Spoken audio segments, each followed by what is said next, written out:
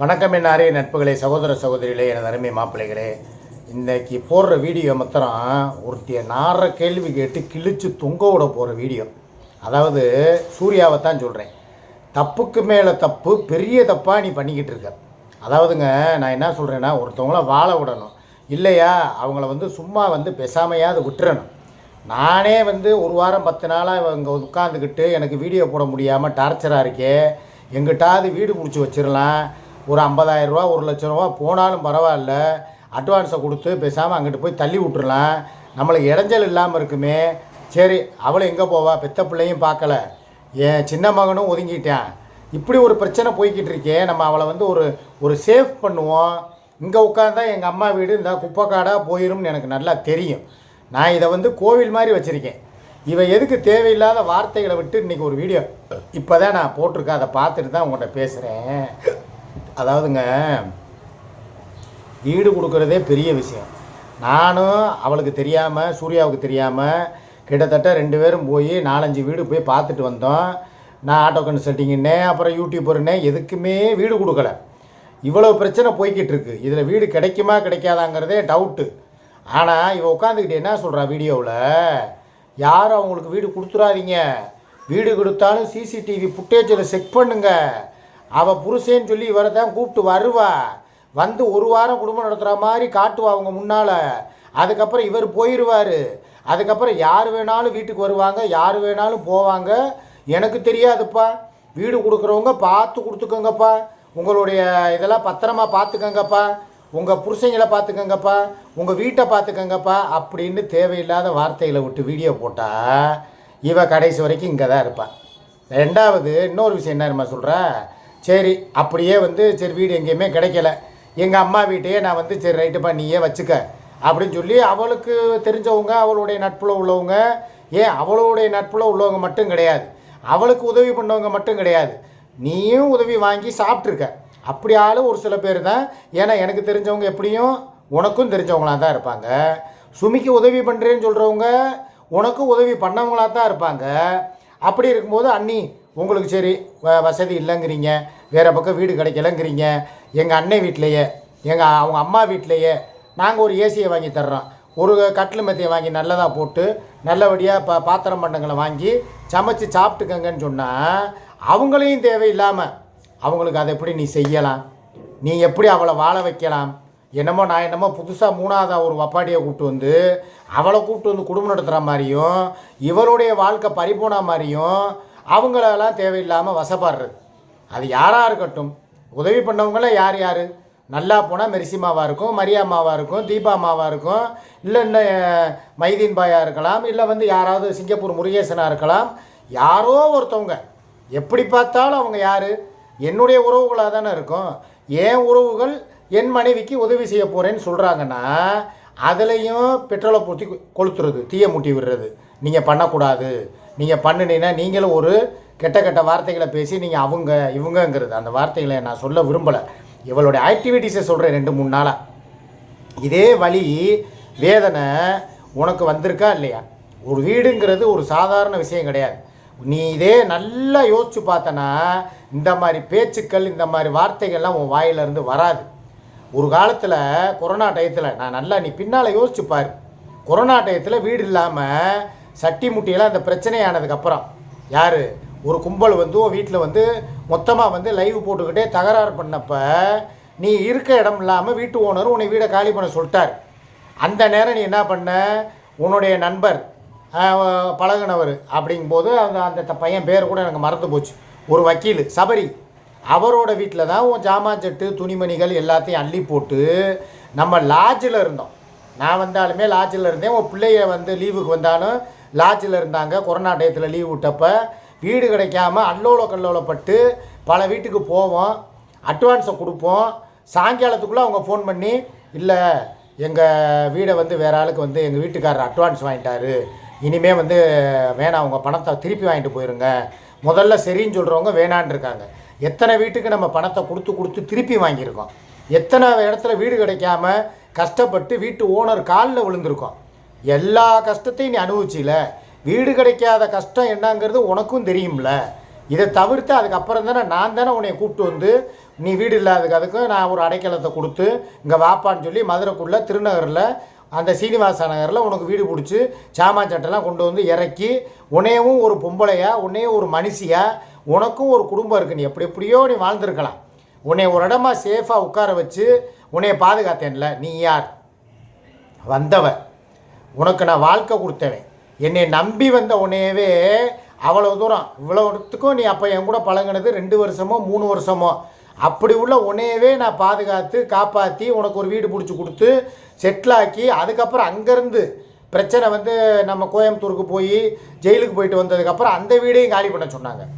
அதுக்கப்புறம் திருப்பி உன்னை அதே ஊர்லேயே இதை விட்டு தாண்டி வெளியூர் கூட்டு போனேன். நல்லையில் அதே மதுரையில் அதே திருநகரில் அதே ஏரியாவுக்குள்ளே உனக்கு இன்னொரு வீடை பிடிச்சி உன்னை இன்றைக்கி ராணி மாதிரி உனக்கு கேட்குற பொருட்கள் ஏசியிலேருந்து கட்டில் மெத்தையிலேருந்து sofa set TV car 2 wheeler எல்லா வசதி எல்லாம் செஞ்சு கொடுத்து உன்னைய ராணி மாதிரி பார்த்துக்கிறேன்ல. அப்போ உனக்கு ஒரு நீ வந்தவளே உன்னையவே இவ்வளோ தூரம் நான் கவனித்து பார்க்குறேன் அப்படின்டா என் கூட வாழ்ந்தவ எனக்காக 3 பிள்ளை பெற்றவ 2ன்னு கையை காட்டுறேன் 3 ஏன்னா ஒரு பையன் இறந்துட்டாங்கிறதுக்காக 2ன்னு கையை காட்டினேன். 3 பிள்ளைகளை எனக்காக பெற்று என் வம்சத்தை விருத்தி பண்ணி எனக்கு என் பேர் நாளைக்கு நான் ஏதாவது ஒன்றுனா என்னை தூக்கி போடுறதுக்கு 2 வாரிசுகளை குடும்பத்தை வளர்த்தவளுக்கு ஒரு வீடு பிடிச்சி கொடுக்க மாட்டேனா? அது என் இஷ்டம் இல்லையா?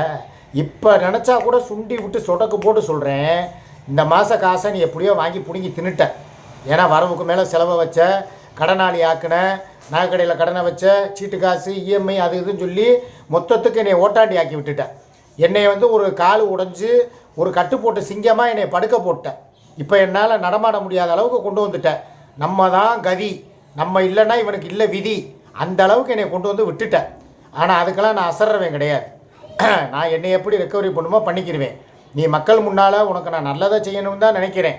சரி, சிக்கா அண்ணனுக்கு முடியலை, சிக்கா மாமா அப்படி கஷ்டப்படுறாரு, சூர்யாக்கா தான் எல்லாமே, அவங்க தான் பார்த்துக்கிறாங்க, அவங்க பொண்டாட்டியை விட நல்லா கவனிக்கிறாங்க அப்படிங்கிற ஒரு பேரை உனக்கு நான் கொண்டு வர்றதுக்காக எல்லாமே செய்கிறேன், பாடுபடுறேன்.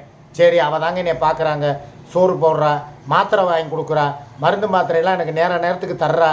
காலுக்கு தான் நேற்று கூட சாயங்காலம் அவளை என்ன நினச்சான்னு தெரில, ஒரு வாளி தண்ணி எடுத்து அதில் உப்புக்கல் மஞ்சத்தூளை போட்டு வெதுன்னு ஹீட்ரு யாரோ ஓசியில் கொடுத்துருப்பாங்க போல், அதை வாங்கி அதில் சூடு பண்ணி தண்ணியை அதை சும்மா 2 நாளைக்கு இந்த பிளாஸ்க்கு வந்த மேட்ரு மாதிரி தான் பிளாஸ்க்கு மெரிசியமாக போட்டு விட்டுச்சு. 2 நாள் தான் பிளாஸ்கில் அப்படியே சுடு தண்ணி போடவும், சுக்குமல்லி காப்பியை போட்டு அதில் வந்து ஊற்றி வைக்கவும், அதை ஆடுறதுக்கு முன்னால் குடிச்சிருங்க வெதுப்பாங்கிறதும் 2 நாள். அதுக்கப்புறம் இந்த பிளாஸ்கை தூக்கி மூளையில் போட்டேன். அதை மாதிரி நேற்று இந்த விஜயங்கிற பொண்ணு வந்து ஹீட்ரு போட்டு விட்ருக்கும் போல், சுடுதண்ணி ஹீட்ரு.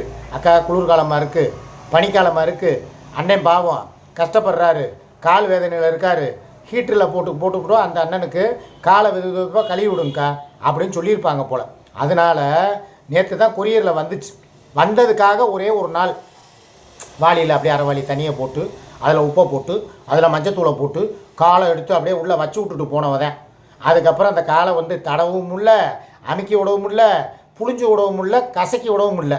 நானாக காலை முக்குனேன், நல்லா தேய்ச்சி இந்த பக்கம் ஏதோ அதாவது செஞ்சால் ரைட் இல்லைங்களே. 2வது என் காலை கழுவினேன், அந்த தண்ணியை கூட அள்ளிட்டு போய் நான் தான் கக்குசுக்குள்ளே ஊற்றுனேன். தண்ணியை பிடிச்சிட்டு வந்து வச்சதோடு சரி, ஏன்னா அது அழுக்கு தண்ணி, ஒரு கால் கழுவுன தண்ணியை அள்ளி ஊற்றுறதுக்கு கூட ஐயரவுப்படுறேன். அதை போக ஒருத்தன் முடியாதவன் காலில் அடிபட்டிருக்கு போய் வந்து அந்த ட்ரீட்மெண்ட் பண்ணுறதை நீ பக்கத்தில் இருந்து பார்த்த. அதில் வந்து ஊசியை வந்து உள்ளே சொருகுனாங்க, மருந்தை ஏற்றுனாங்க, அந்த ஓட்டைக்குள்ளே வந்து ஒரு மருந்து அந்த இது என்ன காட்டன் மாதிரி இருக்கும், அதை வந்து மருந்தில் முக்கி உள்ளக்க அப்படியே சொருகுனாங்க. அதெல்லாம் நான் பார்க்கல ஆக்சுவலாக, அது நேற்று தான் நைட்டு பார்க்குறேன். உள்ளேருந்து அப்படியே அந்த நூல் அப்படியே வருது, ஒரு துணி வருது, அந்த அளவுக்கு உள்ளுக்குள்ளே வந்து ஒரு இதை வச்சு உள்ளே அமுக்கி அடைச்சி விட்டு கட்டு போட்டுருந்துருக்காங்க போல், எனக்கு தெரியலை. இதை இவ பக்கத்தில் இருந்து பார்த்துட்டாலாம். பார்த்தா என்ன, இப்போ நான்லாம் எங்கள் அப்பாவுக்கு உடம்பு சரியில்லாமல் அப்படியே உடம்புலாம் பெட்ஸோ ஒரு புண்ணு, கால் பெருவிரல் கெண்டைக்கால் குதிகால் முதுகுலை எங்கெங்கே புண்ணு இருக்கக்கூடாதோ அங்கெல்லாம் இருந்துச்சு. நான் தான் உட்காந்து அவருக்கு மருந்து போட்டு எல்லாத்தையும் பினாயில் டெட்டால்லாம் போட்டு அந்த ஸ்ப்ரிட்டு அதை வச்சு அப்படியே அதில் ஊற்றி விட்டு பொங்கும் நுரையா, அதை பூரா தொடச்சி விட்டு மருந்து வச்சு ஒட்டி விட்டு பேண்டேஜ் போட்டு எல்லாம் ரெடி பண்ணிட்டு கையை கழுவிட்டு அதே வீட்டில் எங்கள் அம்மா சோறு போட்டு கொடுக்கும், அப்போ கையோடு சாப்பிடுவேன். ஐயரவுப்பட மாட்டேன். யார் அவர்? பெத்த தகப்பேன். நம்ம தகப்பனுக்கு நம்ம பொண்ணுக்கு வந்து மருந்து போட்டிருக்கோம். கையை கழுவிட்டு அதே சோப்பை போட்டு கையை கழுவிட்டு உட்காந்து எங்கள் அம்மா எங்கள் அப்பா பக்கத்துலேயே படுத்திருப்பார். உங்களுக்கு தெரியும்ல பெட்சோருடைய அந்த ஸ்மெல் எப்படி இருக்குன்னு சொல்லி, அந்த சுகர் புண்ணோட வாடை. அதிலையும் நான் உட்காந்து எங்கள் வீட்டில் அவருக்கு தான் ட்ரிப்ஸ் போட்டு விடுவேன். பக்கத்துலேயே உட்காந்து அவரை பார்த்துக்கிட்டு அவர் முன்னாலே நான் சாப்பிடுவேன். அவருக்கு அப்போ தான் எங்கள் அம்மா வந்து பாத்ரூம் போயிருப்பார், தொடச்சி போட்டிருப்பாங்க. எங்கள் அம்மா எங்கள் அப்பா முன்னாலே உட்காந்து சாப்பிடுவாங்க. இதெல்லாம் வந்து இயற்கை.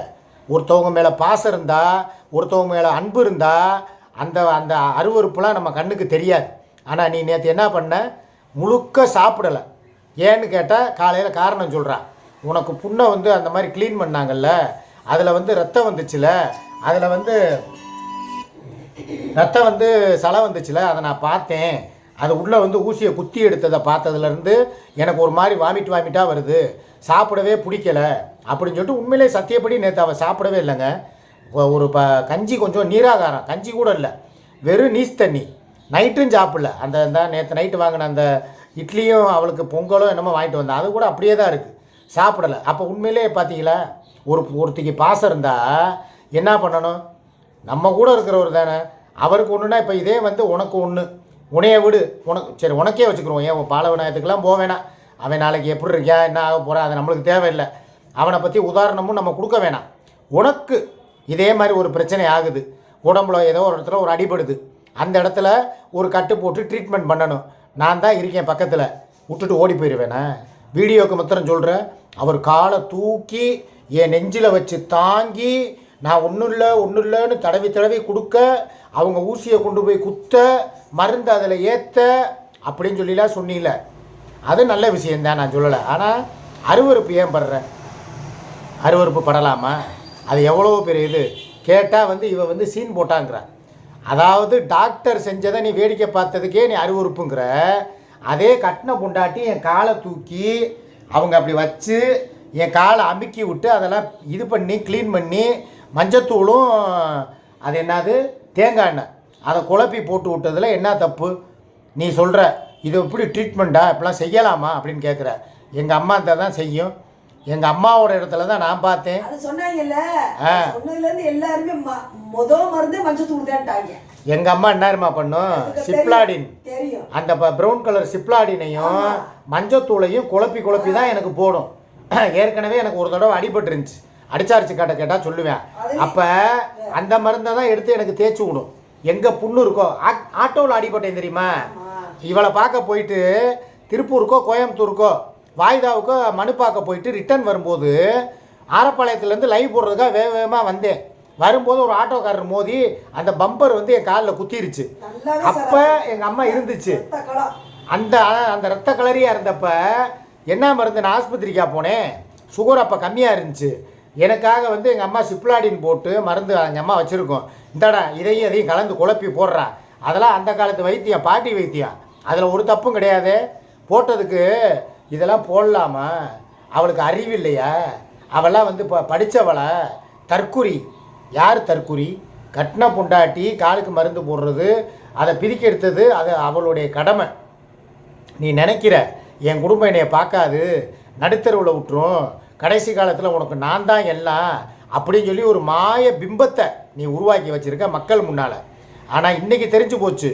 அவளை ஒரு வீடு பார்க்குறதுக்காக நான் ரெடி பண்ணிக்கிட்டு இருக்கேன். யாருமே வீடு கொடுத்துறாதீங்க. கொடுத்தா அவள் வேறு மாதிரி அதை எப்படி போவா? நான் கேட்குறேன், இப்போ நீ அப்படி தான் போய்கிட்டு இருக்கிய. இப்போ உனக்கு வீடு கொடுக்க போகும்போது இப்படி வேறு யாரோ ஒரு 4 பேர் அவளுக்கு வீடு கொடுக்காதீங்க. அவள் ஏற்கனவே இந்த மாதிரி அதாவது அதைத்தான் சொல்லியிருக்காங்க. உங்களால மட்டும்தான் இன்னைக்கு இங்கே உட்காந்துருக்கா. இதே உனக்கு திருப்பூரில் வீடு கொடுத்தாங்களா? ஏன்னா உனக்கு பப்ளிக்காக உன்னைய பற்றி எல்லாருக்குமே நல்லா தெரியும். டிக்டாக்ல இருந்தே நீ எந்தெந்த ஊருக்கு போயிட்டு வந்த, எந்தெந்த நாடுக்கு போன எல்லாம் தெரியும். அதையும் தாண்டி உனக்கு நான் ஒரு வீடு பிடிச்சி கொடுத்து உன்னை இன்றைக்கி மதுரையில் உட்கார வச்சுருக்கேன் அப்படின்னு சொன்னால் அது என்னால் தான். நான் சரி ரைட்டு, எனக்காக என்னை நம்பி கொடுத்துருக்காங்க. இது நீ வந்து உட்கார்ந்ததே உன்னை கஷ்டப்பட்டு உட்கார வச்சுருக்கேன் நான். ஆனால் என் குடும்பத்துக்கே வீடு கொடுக்கக்கூடாதுன்னு சொல்லி இதே பப்ளிக் மீடியாவில் உட்காந்துக்கிட்டு நீ வீடியோ போடுற. சரி ஒன்றும் இல்லைங்க, வீடை பிடிப்போம் முடிச்சுட்டு வந்துட்டு போகிறவன்னு தானே உங்களை சொல்லியிருக்கா. அதே மாதிரி அவள் அப்படி சொல்லலை. இவங்க 2 பேரும் புருஷன் பொண்டாட்டின்னு வந்து வீடு கேட்பாங்க. நீங்கள் கொடுத்துட்டீங்கன்னா நாளைக்கு இவர் போயிடுவார், அவ யாரையாவது கூப்பிட்டு வீட்டுக்குள்ளே வச்சு குடும்பம் நடத்துவா.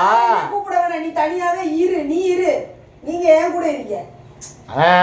நான் இனிமே சொல்ற அர்த்தம் புரியலையா? புரியுது, சொல்லி கெடுதலை பண்ணா நினைக்கிறான்ல. நான் என்ன சொல்றேன், இவன் வாழ விட மாட்டான், சாவ விட மாட்டான், நீங்க ஏன் கூட இருந்துக்கோங்க. இவன் எப்படி தனியா இருக்கிறான்றத இப்ப பாப்போம். அவ்வளவுதான், அவ பொழப்பு நாரி போயிடும். நல்லா இருக்கிற வரைக்கும் தான், நான் கூட இருக்கிற வரைக்கும் தான் அவன் நல்லா இருப்பா. நம்ம போற ஹஸ்பண்ட் ஒய்ஃப் பண்ண கெடுதல் பண்ண கூடாதுல. ஒரு இடத்துல போற இடத்துல சரிப்பா நல்லபடியா ஏதோ வீடு புடிச்சு குடுக்குறேங்கிற குடு. நீங்க பப்ளிசிட்டி ஆயிட்டோம். நம்ம ரெண்டு பேரும் ஹஸ்பண்ட் ஒய்ஃப் பண்ண டவுட்டானா யாரும் கேட்கல. இவனே சொன்னோனே யாரும் நம்ப போறதும் இல்ல. போனோனே இந்த ரவுடி பேபி கூட இருக்கிற ஒரு தானே கேட்டு கேட்டு தான் இப்ப நிறைய வீடு போயிருச்சு. அத சொல்லுங்க பாயிண்ட். அந்த ரவுடி பேபி கூட இருக்கிறவர் தானே இன்னும் ஒரு போகலங்க. நீங்க போய் சொல்ல ஒரு இடத்துல ஆட்டோ கன்சல்டிங்னு நான் சொன்னேன். அதுவங்களும் சரின்னு சொல்லிட்டு வாங்க சாயங்காலம் அட்வான்ஸ் கொடுங்கன்னு சொல்லி எங்களை கூப்பிட்டாங்க.